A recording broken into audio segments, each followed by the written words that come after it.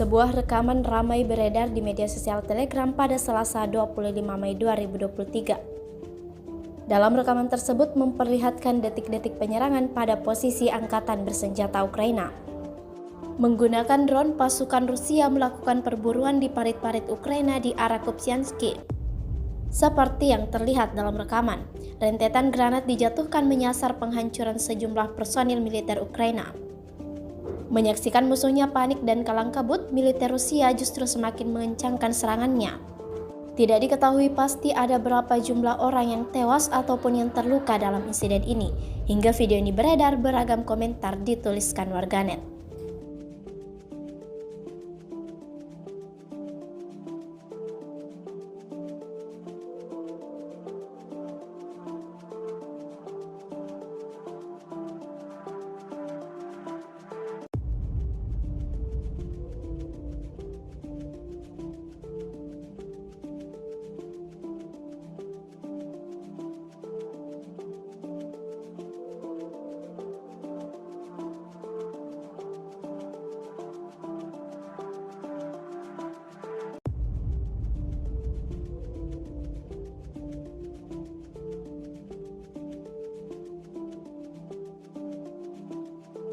Terima kasih sudah nonton.